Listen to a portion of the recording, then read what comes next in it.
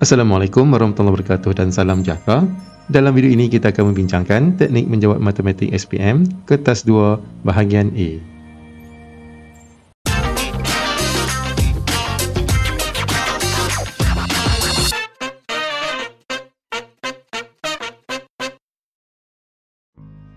Dalam video ini kita akan membincangkan soalan percubaan tahun 2021 dari negeri Sarawak, Bumi Kenyalang.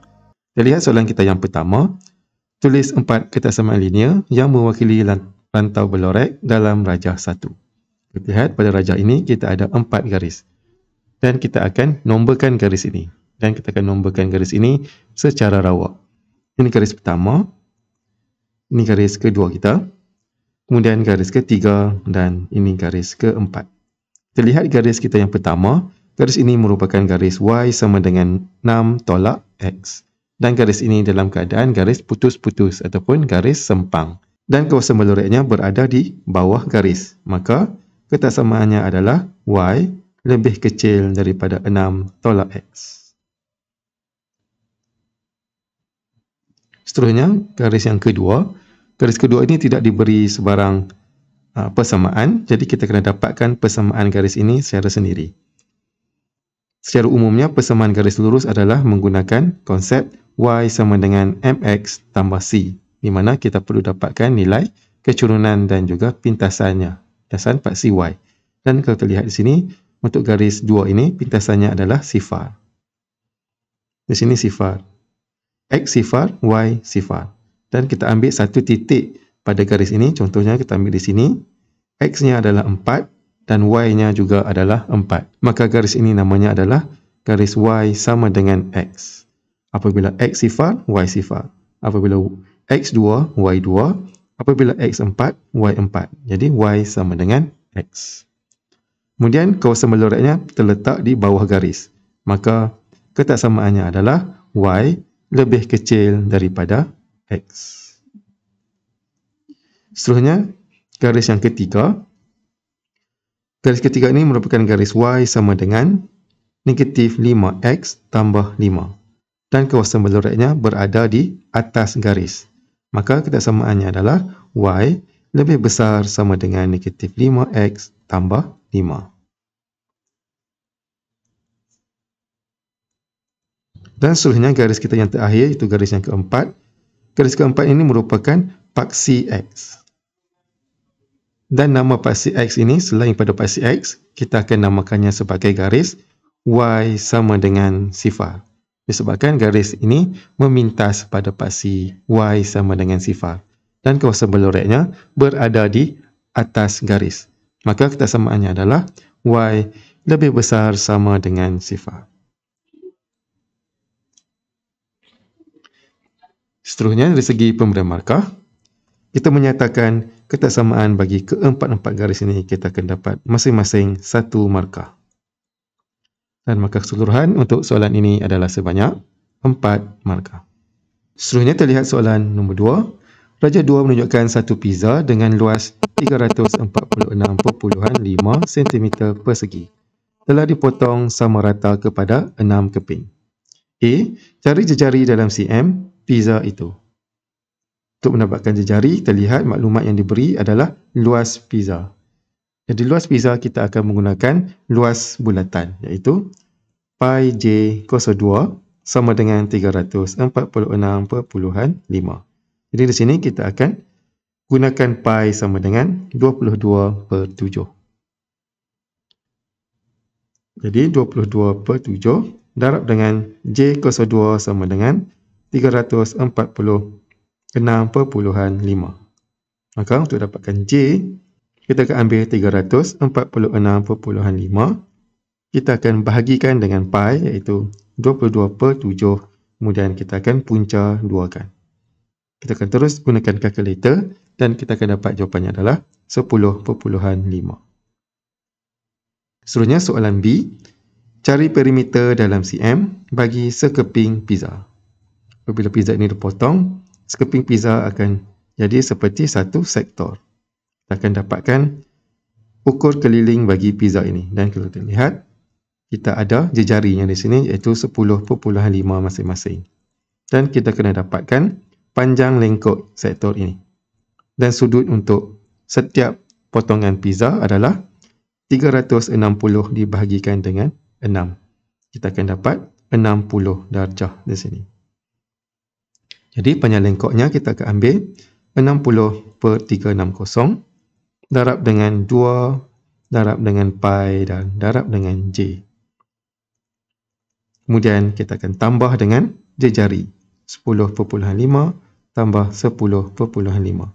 Maka kita akan dapat 32. Seterusnya dari segi pemberian markah untuk soalan A, kita menggunakan rumus yang betul 1 markah dan jawapan akhir 1 markah. Seterusnya untuk soalan B, kita menggunakan rumus panjang lengkuk dan kita tambah dengan panjang jejari 1 markah dan jawapan akhir 1 markah. Maka keseluruhan untuk soalan ini adalah sebanyak 4 markah. Seterusnya kita lihat soalan nombor 3. A. Tulis persamaan 3x tambah 2y tolak 6 sama dengan 0 dalam bentuk y sama dengan mx tambah c. Di sini kita akan tulis dalam bentuk y sama dengan mx tambah c. Bermaksud kita akan kekalkan y di sebelah kanan iaitu 2y. Kemudian kita akan dapat negatif 3x tambah 6. Seterusnya kita akan hapuskan 2 pada y iaitu perkali y. Kita akan bahagi dengan 2. Semua bahagi dengan 2, kita akan dapat y sama dengan negatif 3/2x tambah 3. Seterusnya untuk soalan B, cari persamaan garis lurus yang selari dengan 3x tambah 2y tolak 6 sama dengan 0 dan melalui titik negatif 4, 5. Garis ini adalah selari, maka nilai m-nya adalah sama. Kecerunannya sama, maka m-nya juga adalah negatif 3/2. Dan seterusnya kita akan dapatkan nilai C. Untuk mendapatkan nilai C, kita akan gantikan y sama dengan 5, x sama dengan negatif 4 dan m sama dengan negatif 3/2. X dan y kita ambil berdasarkan kepada titik yang telah pun diberi, iaitu koordinat negatif 4, 5. Kita akan gantikan dalam persamaan y sama dengan mx tambah c, iaitu 5 sama dengan negatif 3/2 darabkan dengan x negatif 4 tambah c. Maka kita akan dapat nilai c sama dengan negatif 1. Maka persamaan garis lurus kita akan tulis sebagai y sama dengan negatif 3/2x tambah c. C di sini negatif 1. Seterusnya terlihat pula dari segi pemberian markah untuk soalan A, kita tulis dalam bentuk y sama dengan mx tambah c, terdapat 1 markah. Seterusnya untuk soalan B, kita nyatakan nilai m 1 markah, terdapat nilai c 1 markah dan jawapan akhir kita 1 lagi markah.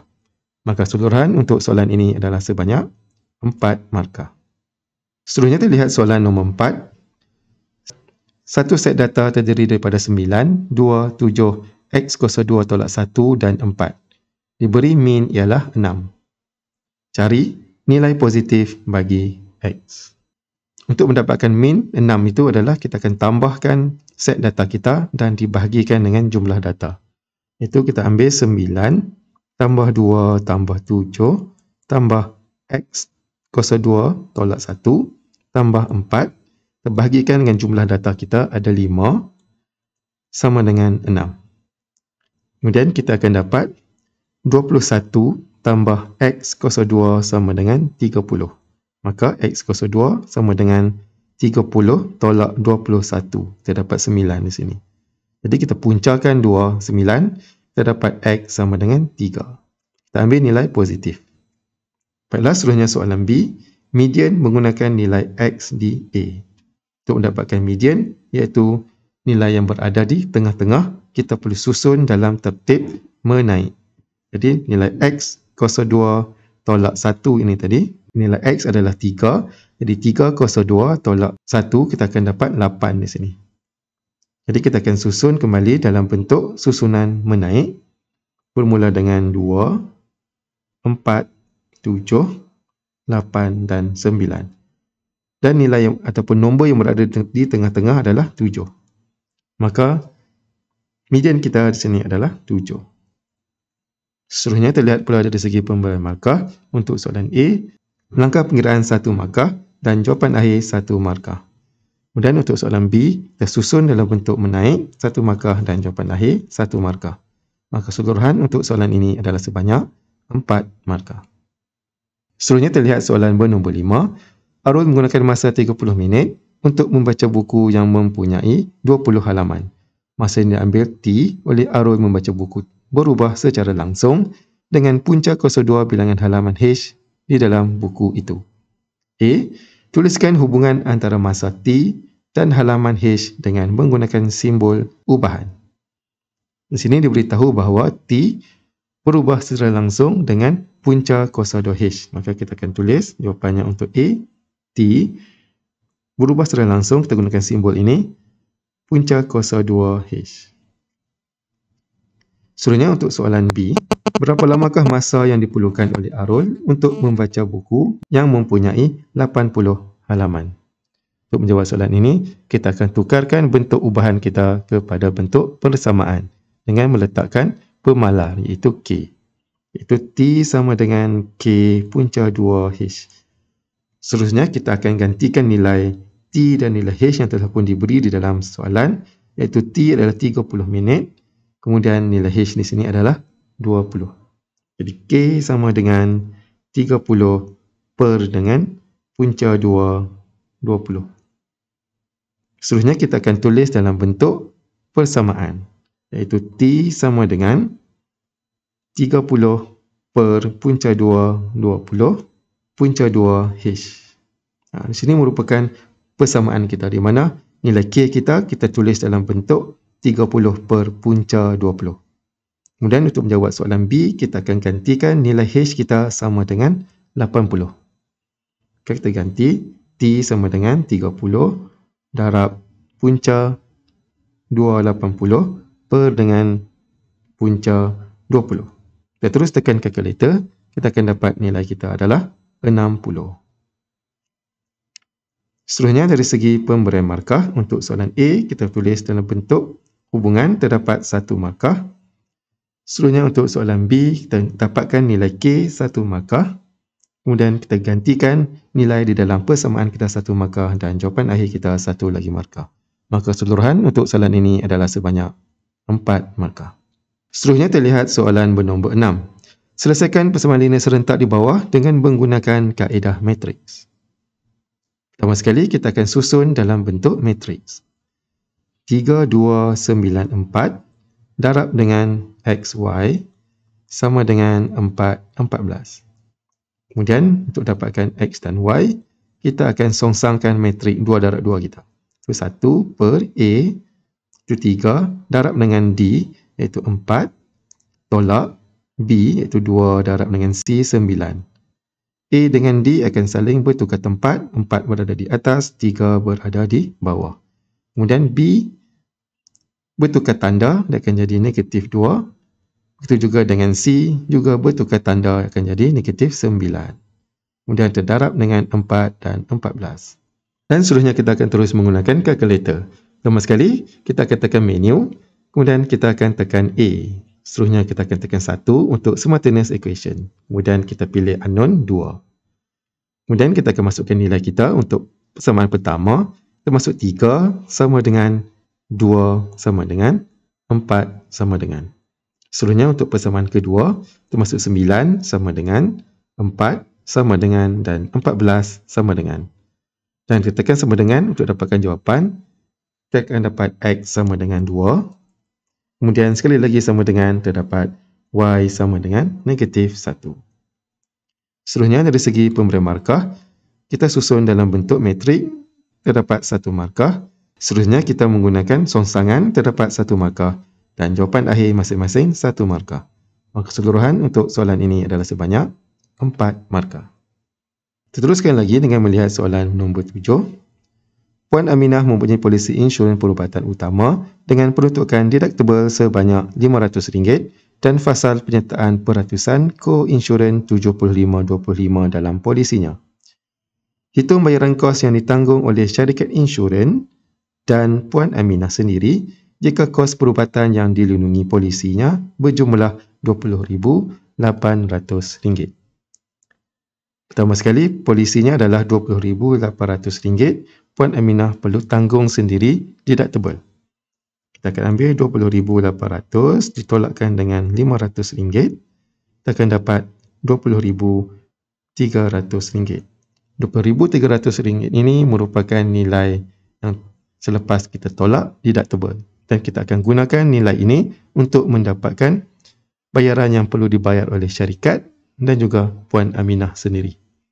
Pertama sekali adalah syarikat menanggung 75% daripada nilai selepas kita tolak deductible.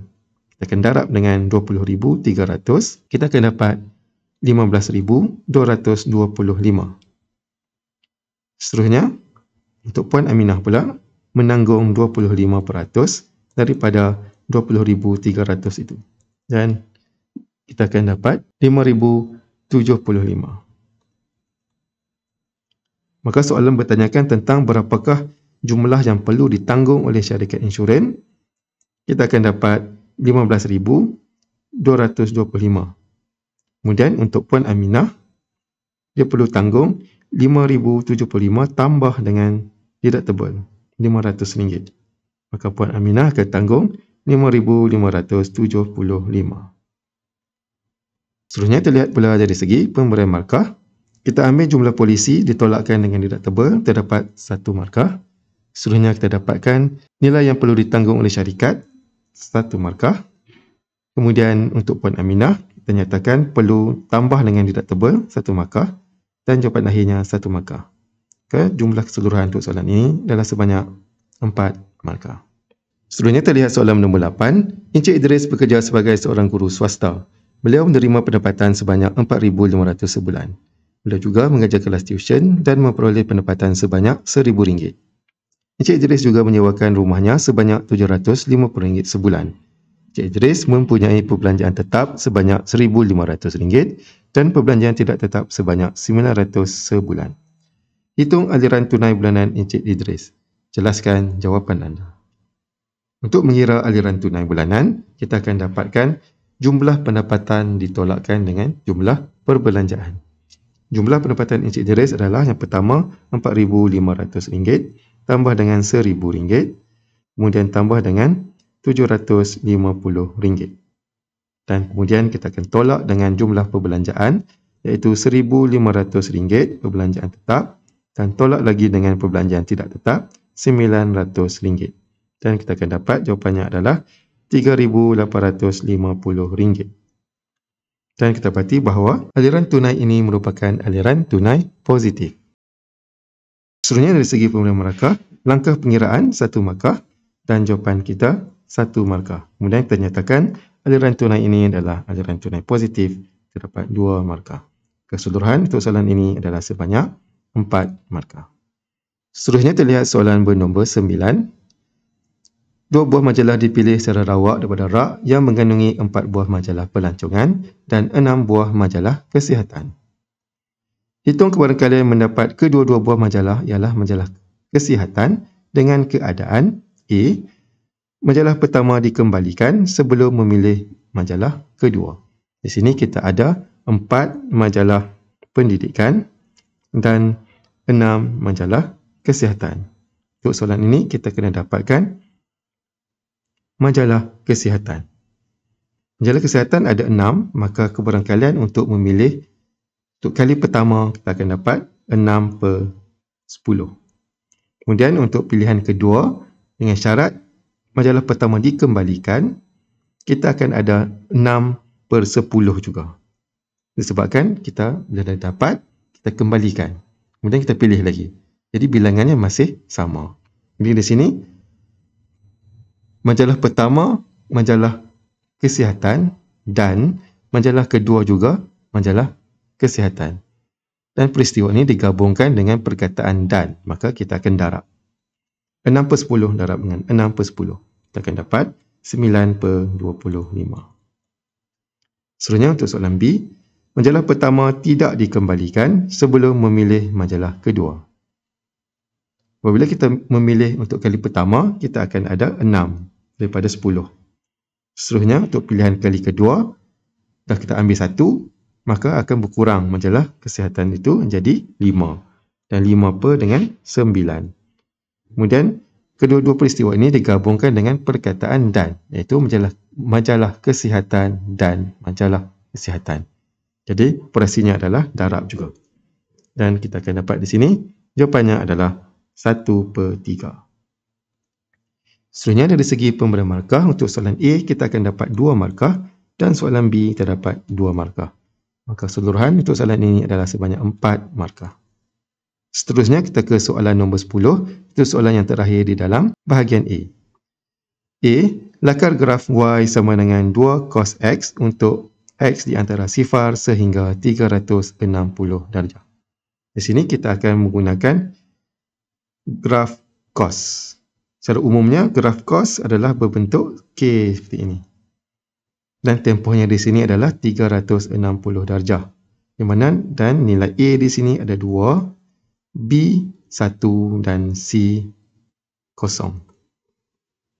Kita lihat di sini A 2 bermaksud nilai amplitudnya adalah 2, iaitu nilai maksimum tolak nilai minimum bahagi 2, kita akan dapat 2. Jadi secara umumnya cos kita akan lukis, kita akan lakarkan bermula dengan sudut kosong.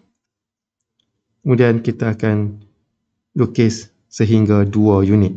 Kerana nilai A-nya ataupun amplitudnya adalah 2. Jadi bentuk umumnya adalah bentuk seperti huruf K. Seperti ini. Dan tempohnya adalah 360 darjah. Dan di sini 180, 270 dan sini 90 darjah dan sini 0. Dan nilai minimumnya juga akan jadi negatif 2. Jadi X dan ini adalah Y. Seterusnya untuk soalan B, tentukan nilai minimum untuk graf tersebut.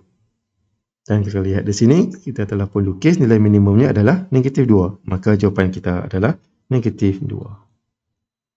Seterusnya dari segi pemberian markah untuk soalan A, kita melakar dengan bentuk yang betul dan juga nilai maksimum dan minimum yang betul beserta dengan nilai X yang betul, kita akan dapat 3 markah. Kemudian untuk soalan B, kita akan dapat 1 markah. Maka keseluruhan untuk soalan ini adalah sebanyak 4 markah. Baiklah, itu sahaja untuk video kita pada kali ini. Sekian, terima kasih, selamat belajar dan jumpa lagi untuk bahagian B dan bahagian C pula.